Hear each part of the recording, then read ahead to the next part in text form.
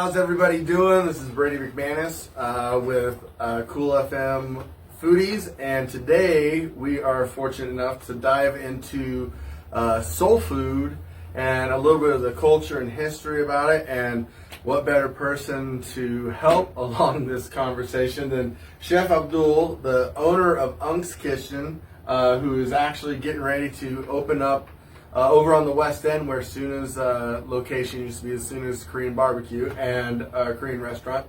And probably mid-October-ish. He's not open over there yet. I know the community got so excited and was just showing up at the door, and I see it all over Facebook, and I'm like, he's not there yet.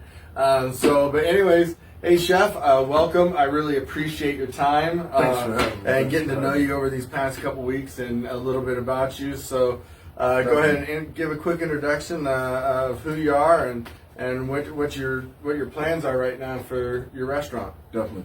Well, my name is Abdul Kadir. I'm Chef Abdul Kadir, one half of the ownership at Unc's Kitchen.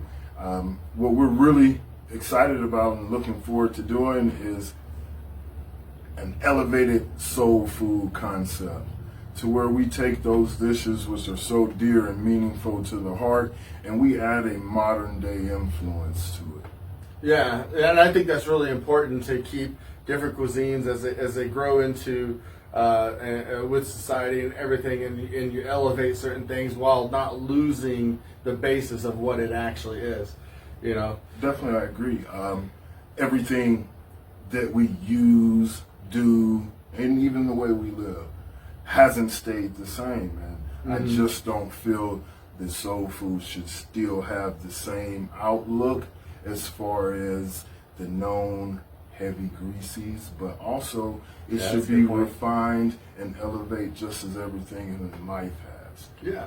And that's our mission with soul food. I love it. And so, but you're not from Sierra Vista, correct? No, sir. Let's talk a little bit about that, because like, you know, a lot of people, if you are in Sierra Vista and you made Sierra Vista home, but the Army didn't bring you here, there's a story. Definitely a story. Because usually people don't be like, oh, I want to move, and they're like, Sierra Vista. Usually there's something that brought you here. It's either family was already here or the Army gave you orders. Definitely. Well, I have Midwestern roots. I grew up in the Midwest. My life began in the Chicagoland area in northern Indiana, and I later migrated down to Indianapolis, where I went to high school and kind of grew up and became the chef and man that I am today. We originally came out because we did have family who were stationed here, and my mom got the opportunity to come out, see a place, and it was in a time where things weren't always the best within the Midwest, with certain things going on in crime and different things in different areas, and my mother wanted to give us a better opportunity to succeed in life, and that kind of led us to Sierra Vista. So you ended up in Sierra Vista at some point, and then you came back. Yes. Oh, okay, gotcha. Yes. So definitely, I came out to Sierra Vista when I was about 20 with my mother and younger brother. Basically, I wanted to check it out. I wanted to see where my mother and little brother were escaping. And it just happened to be a really nice place. I later left Sierra Vista, I believe, in about 2002. Okay. And I returned in 2018 with an outlook of doing the same thing my mother did for me, for my children. So I wanted my children to have a place where they could grow up without some of the other harsh realities of life in different places. And Sierra Vista has always been a nice knit community to where I felt like that was possible. Yeah, and I agree. That's why I came back. I was here from 2014 to 2016, and I knew immediately this is where I wanted to retire. So I volunteered for my last deployment in 2019, and then got a few extra months because that whole COVID thing. I don't know if you remember that. But and then I came back here and I ended up retiring in June of 23. Just because I loved it. I love living here and everything about it. So you you left. You said in 2002, and was that in pursuit of food already, or you really didn't even know what your journey was going to be yet? At first, I was kind of homesick. I was going back. I moved back to Indianapolis. I started out in cooking in Indianapolis in my high school years, where I was in the fast food. I think my first job was like a hot dogs and more inside of the mall, and it continued to grow. I grew into a Hardee's, which is basically your Carl's Jr. here. Later, small stint at McDonald's. And so, what was your first restaurant job? My first restaurant job, I was in the dish pit and prep for Mr. Trotter. Mr. Trotter, yeah, he's big time. Definitely. I can't. Is he Michelin starred? Yes, he was. Yeah. Whew. Okay. Indeed. Later from there, I moved on, and I decided that I was going to take the industry serious, and traveled back to Indianapolis, where I went to culinary arts school at the Chef's Academy under Tony Hanslitz. Tony Hanslitz was the dean of the school at the time, but he also had a restaurant. Okay. And Tony really took me under his wing, and he spent the time. He wasn't always the happiest with me, but he took the time really to encourage me to go further and further. And from there, with Tony Hanslitz, my career grew into what I would say was pretty successful. I later, from Tony, I went to the Conrad Hilton in Indianapolis. I spent a little over 4 years in the Conrad, and I was offered an opportunity with Hal's Fabulous Vegas, and it was something that I just felt would finally get me from under, he worked for so-and-so. Getting your own name, yeah, like people so people understanding that this is your food. Yeah. You're not just the hands that. It's influenced. Yeah. It's influenced by a lot of the guys who I worked for and got to spend time with. But primarily, I had a voice and a vision that I wanted to display, and I got an opportunity to do that at Hal's Fabulous Vegas in Greenwood, Indiana, and You cooked in Chicago for a while, right? Yes. Yeah, cause I remember you showed me some pictures. I mean, I looked at some of your stuff. I mean, it's an impressive resume. And Sierra Vista is, I mean, just blessed to have you. And we going Chef Tony, Chef Antonio. Definitely. Yeah. I mean, I am so excited. I mean, you got everything in your tool belt to be so successful here, and I know you're going to be. And and I'll be working with you along the way too, provide any help I can. It's something I love doing, and I look forward to it. And then, so you're out there, you're working for Michelin star chef James Beard, and all of a sudden, here we go, Sierra Vista, I'm coming back. Have you been cooking anywhere here? I know you have Unc's Kitchen that you've been doing kind of like a ghost kitchen almost, yeah, right? Basically, yeah, we're doing some consulting and some work with off-grid grillers. Yeah. We're really looking to kind of revamp a few of the things over there at off-grid grillers and really add some different ideas and a different approach to the things that they're doing. And I mean, Dina's just great at as the whole restaurant community should be. We should play a hand in assisting each other and helping each other and working together. Yeah, I mean, that's basically what our food represents through soul food. It's about a struggle. It's from the fire to the fork. The fire represents the struggle. The fork represents the resilience and the celebration of what you've had to go through to get here.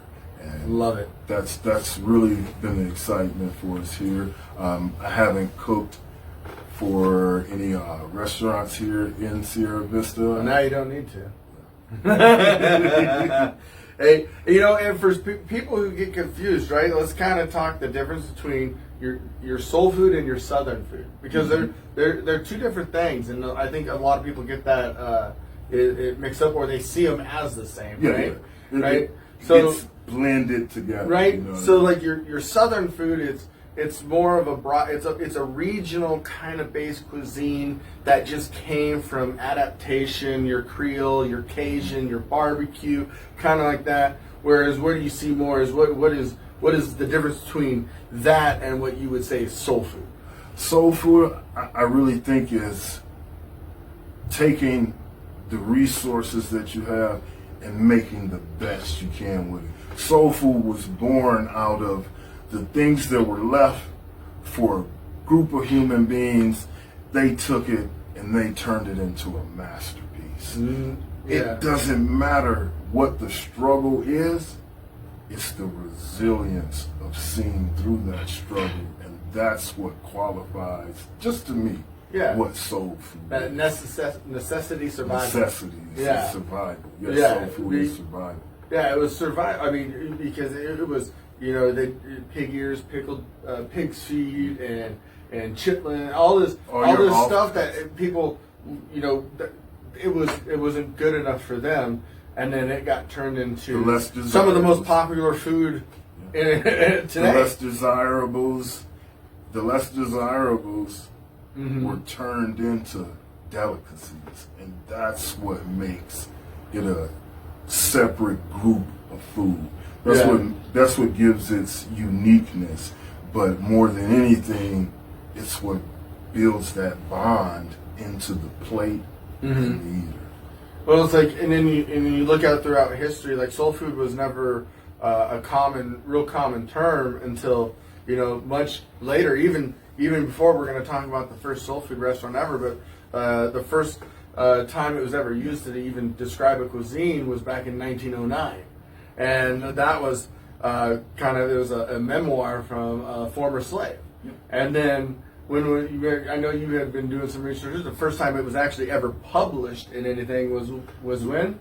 I believe it was with the Malcolm X biography. Yeah, his biography. It was 1965. Amiri Baraka. I'm not going to try to pronounce that one. But it's kind of crazy because, you have even going in, the first ever soul food restaurant actually came out of Washington, D.C., in 1944. Which is really kind of crazy, and we're talking World War II, and here we go, we're opening a restaurant, and right in the middle of Washington D.C., and they're still open today. The same building. That's and amazing. It stayed in the family, and I think it was like I can't remember. I'd have to go try to find my notes. And it just sold. It was Lacey and her partner, and they had opened it, and it stayed in that family. And then Lacey Jr. just sold it in like 2015. That's amazing. I mean, that is, and it actually opened in August of '44, so they're celebrating 81 years this year. 81 years. Yeah, True resilience. That is a ton. True resilience. And then a lot of the soul food stuff that is used when you're talking like your okra and that kind of stuff, and oh god, what was the other one? I have it down here. Okra, millet, yeah, and all that was brought over from Africa. Yes, and they struggled to find what to bring to make sure they can make it the journey. It was the uncertainty. Yeah, it was the uncertainty and the things that they could take with them. They harbored, whether it was the travel through the hair, or the female slaves, the way that they could, but the necessity and the desire to take on whatever that challenge was and make it through is why we have soul food today. Yeah, and what is crazy is before we started recording, you have to tell the viewers the watermelon story. I gotta hear, you gotta tell, because until you talk, I never knew this, and I'm gonna say I have not Googled any of this, but I have no way at the master of the story. That's my big brother, Chef Antonio. You know what I mean? He also did some research filled too. me in on it as well, and the watermelon was never a red melon until it got over here to the States. Its original form and the original color of the watermelon was yellow. I'm not very accurate on what or how that change came about, but the original watermelon, yes, was a yellow melon. Fruit. You're talking about the inside. Yeah, the inside of the fruit was yellow in Africa. Wow. And so, what made it, we were trying to talk, what changed it to become a red or a pink fruit, if you will. And just a side note for people who are picking out watermelons, because you never know, because I've always struggled and I always get the wrong ones.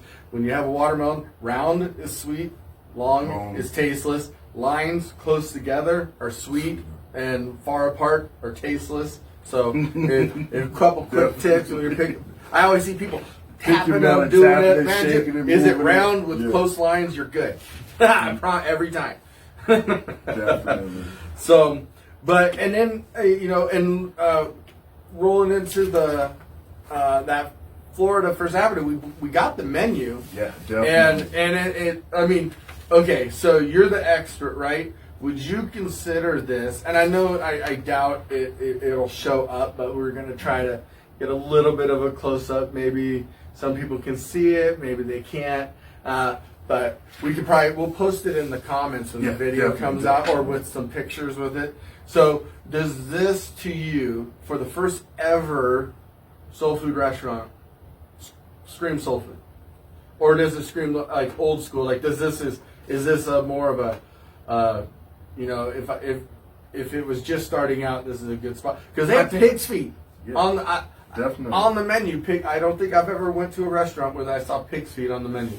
Me. Definitely, I feel like they knew the vision that they had in it, because the way that it aligns. The slow cookery, it's able to stand. We can move with that. We'll still have that at-home feel while coming out to like a celebration and a gathering. So I understand the pig feet on it. I understand the grits, the fish and grits. Good fried, yeah. Fish and grits. That one caught me out. It kind of catfish and grits. I am so all over that. That sounds so delicious to me. Some catfish, some grits, some scrambled eggs, some hush puppy, all in the morning, man. But overall, because what was Chef Antonio say? You gotta have some potatoes too. Yes. And let me ask you. For me, breakfast potatoes without malt vinegar, just don't even do it. You gotta have malt vinegar. That's just me. I can go with it. I like vinegar on my potatoes. So I'm a heat guy. You're a heat guy? I'm a heat guy. I need fire to it. Yeah.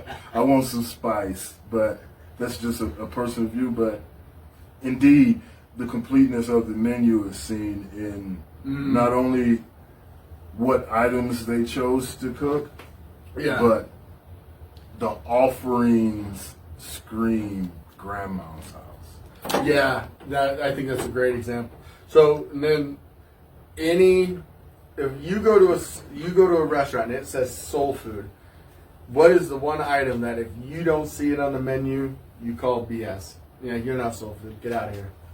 Like if you walk in there, I'm not talking like I'm not talking like cornbread or something like that. I'm talking like like an actual dish. Like if you don't have this, you are not soul food. You lied to me. I want my money back. I want money for showing up. I think that could probably go with a couple dishes, but I think the excellence is going to be found in your fried chicken, greens, and mac and cheese. Mac and cheese? Yeah. If you can't put together some fried chicken with greens, mac and cheese, I know a lot of people might prefer a different spaghetti or type of pasta with it, but I'm gonna go with a mac and cheese, green collard greens. You've got to be on point with it. If you can't marry the mac and cheese with the collard greens and still have a nice, perfectly fried piece of chicken. I learned a trick with fried chicken. I'm not even gonna lie, and I did it last January. So I made for Martin Luther King Day, not this past January, but in 2024, I made up. We did a special at the restaurant, and it was fried chicken, greens, black-eyed peas, cornbread, mac and cheese, and then pecan pie, because that was his favorite meal. And I learned a long time ago from an older Korean lady for fried chicken, they actually use water for the batter instead because it all cooks out. And it's the crispiest chicken I've ever had in my life. Like, no joke. I don't know if you've ever tried it, but the water, I guess it cooks out. But I've done it 100 different ways, and I was like, okay, stand up. Those are the different tricks and trades. Those are the secrets to the greatness. But definitely, black eyed peas. Black eyed peas. Rarely ever see. They're one of my favorites, especially people don't know how to do them. And so, with your greens, I'm going to ask you one question, and then we'll kind of move on to what usually is everyone's favorite part of the show, where we get to eat some food, right? Yeah. But what meat protein do you put in your greens? Tell us. Well, come on. I will start out to have my perfect greens. I would start out with Chef Abdul. I let him line them up correctly. I do, because I can't differentiate from which one is better. Whether if he uses his turkey necks or if he uses his ham hocks. So it's so funny you say that. So this is what I was telling you, we're gonna do a green cook. So I no joke, I take my turkey necks and my ham hocks and I cover them with water and I boil them down and back up and boil them about 8 times. It takes about 7-8 hours and reduce it, more water, it reduce, amplifies it. and then I'm ready. But he's really great at it. You know what I mean? Yeah. I have, in all means, for myself, I have great cooking talent. But it's more than just preparing it. Yeah. You know what I mean? The way that he approaches it, the way he goes about, it doesn't always resonate to me. You know what I mean? I'm at the end salt type of a guy, and I know how to control things with the identifiable products that I've always used. But it's deeper than that when he cooks his greens. It's a process that maybe I'll learn really soon. I just don't have it at the moment. All right, and I think we are going to be ready. Are you ready, Dan, to do this? All right, so we're going to bring this over, and we are going to have a little cut so the people at home can see. And so this dish right here that everyone's seeing, this is one of your signature dishes? One of our signature dishes. All right. And at Unc's Kitchen. It looks, the smell is phenomenal. So go ahead and describe this to us. What do we have? This is our interpretation of country fried steak. So we have our nice cut of beef. We've pounded it out, 3-tier breading on it, slide it across. Nice bed of the turkey neck greens with a sweet potato mash, a little acidity in the tomatoes, and a mushroom gravy. Kind of to like bring that earthiness along with the sweet, a little spice in the green with pickled peppers, and a nice balance of earthiness with your protein and gravy. Wow. I can't wait to dig in. This is going to be really good. All right, so you guys heard that description. Like I said, this looks phenomenal. I can already tell you, you didn't overdo it with too much acidity. The greens with that sweet potato underneath, and then the mushroom gravy, like this, just resonates a full, complex, round dish from top to bottom. So I'm not gonna wait anymore. I'm gonna dig into this. So let's see what we have. If I can get a piece, there we go.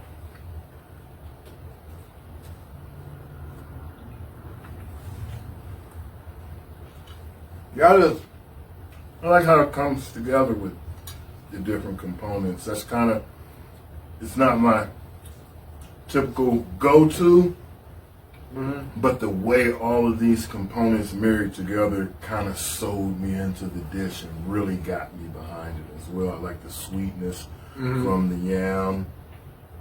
Yeah, and then it pulls in the earthiness, and then when you hit that sweet potato, like this tastes like fall. This is like Thanksgiving's coming up at some point. I don't know when. Oh yeah, but it does. Like this it is the epitome of what soul food is, because the first thing I thought of is my grandma's sweet potatoes. And the second I ate, I was like, oh shit, I'm back at grandma's house. No, you killed it. This is absolutely, I would order this a lot. And then I would probably space it out just because, like, it's one of those, when you eat that sweet potato and stuff, it's like when I think about it again, I'm going to drive an hour to go get it. Definitely. You know, like I'm going to go find this dish and I'm going to eat it. And then, which already leads me into the creaminess and the smoothness of your gravy, and it hits just a little bit right at the front with the salt, but then it finishes with just slight pepper, and then there's not big chunks of mushroom, which I like, but you can taste the mushroom. And it was crazy. Is it button mushroom? It almost tastes like shiitake or portobello. Like it's a baby bella. It's a baby bella. Okay, because I was gonna say it didn't taste.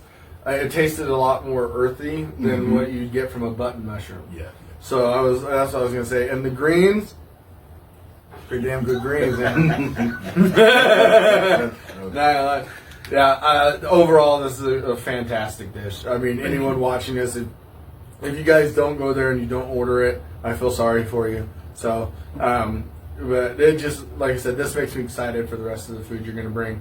And outside of this, give us, and because we are getting ready to wrap up here in just a few moments, give us an idea of a couple of the dishes you're going to have. I heard you're going to have a killer chicken sandwich or something. Yeah. we have a Bam Bam inspired chicken and waffle sandwich that I'm super excited about. We have a hot honey chicken, which we sold as a Alfredo pasta at first, but oh wow, our conversations really and our identifying of the products that we liked led us to the chicken and waffle sandwich, the hot honey chicken. Yeah. With the Belgian waffle. Yeah. Oh, that's good. And we got a good collaboration with Mr. Brady as well on that sandwich. Give us an idea of some of, so is this going to be kind of a mixture of like the sandwich, like lunchtime is going to be more driven towards your sandwiches, your quicker kind of meals, and then is your fine dining dinner aspect going to be separate, or are you trying to bring fine dining to the lunch part as well?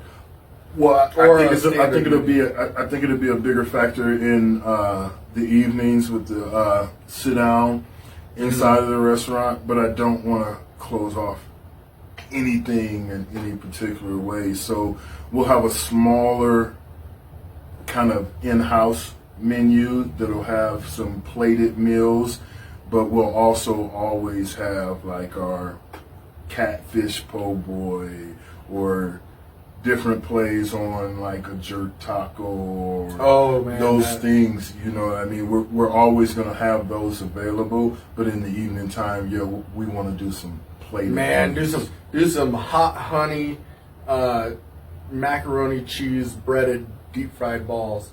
Boom. Ooh. Yeah. But and the only other thing too is, like, are you guys going to be looking at getting on like DoorDash, Uber Eats, that kind of stuff? Yes, and I would just be cognizant of certain dishes because people can be ruthless, and there's certain dishes you want right out of the kitchen, and they will take it and they will get it home and they'll be like, well, but definitely like this, if I like this one, I'd be like, you want this? You need to come in and see us.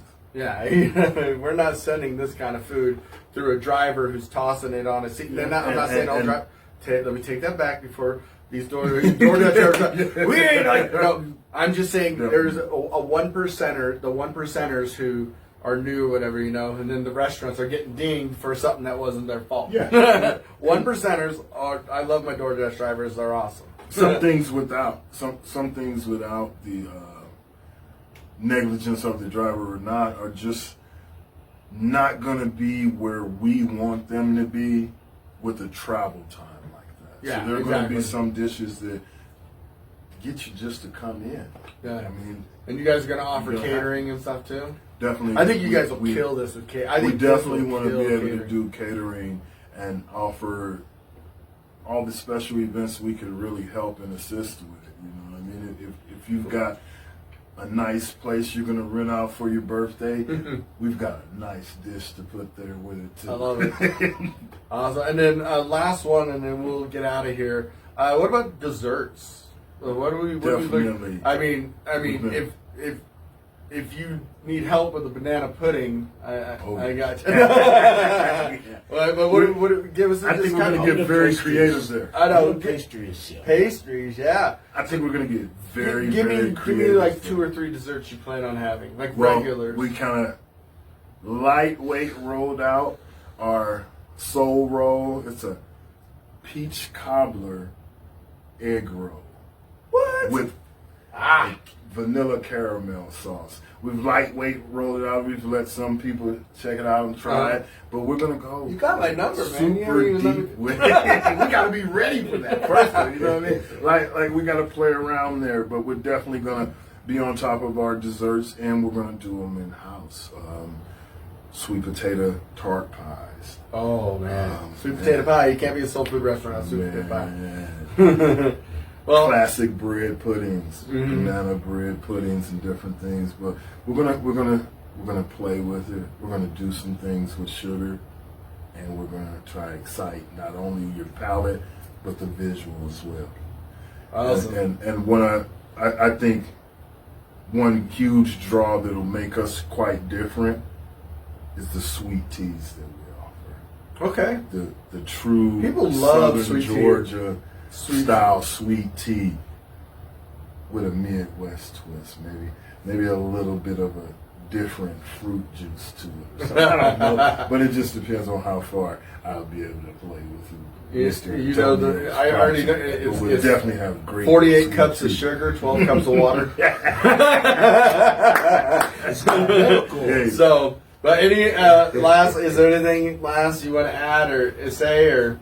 I just want to say we definitely are so grateful for the opportunity. We definitely look forward to the tutelage and the working alongside and with you. And we're excited to be able to bring our visions to our community in the form of a plate, from the fire to the fork, just as our Fire motto to the is. fork. You were put that on every shirt. From fire to the fork, and it really came from my daughter Zuri. You know what I mean? She was like, "Daddy, you need a tagline. Can this be the tagline?" And it just aligned perfectly with what we are, who we are, and what soul food is. So from the fire to the fork, we want to go through the struggles and come out with the celebration on the plate. All right. Well, I appreciate it. Well, Cochise County, you heard it here. Cool FM Foodies. You got Unk's Kitchen coming hopefully mid-October. We all know how that process can go, though. It's a challenge. I can tell you right now firsthand, this food is going to be worth everything when you get there. If you're coming from Bisbee, from Benson, whatever it may be, make the drive, get down here. You're going to want to get in on this. This is definitely unlike any other food I've eaten here in town personally. It reminds me of my trips through Alabama, through Georgia, Louisiana. I mean, just that you stop at some of the most hole-in-the-wall places, and they always. I love a soul food restaurant that has no sign. Oh yeah. I mean, when they have no sign, and you gotta ask people. They go, you gotta take the 3rd Street, 2nd driveway, 4th house on the right. I'm like, hell yeah, we're going to Grandma's house. Because you know the attention is on the food. And that's not what I said, anything else. and that's what this reminds me of. So, with that, I'm gonna grab myself one more bite, and you guys all take care. Remember, taste your way through life and fill up on adventure.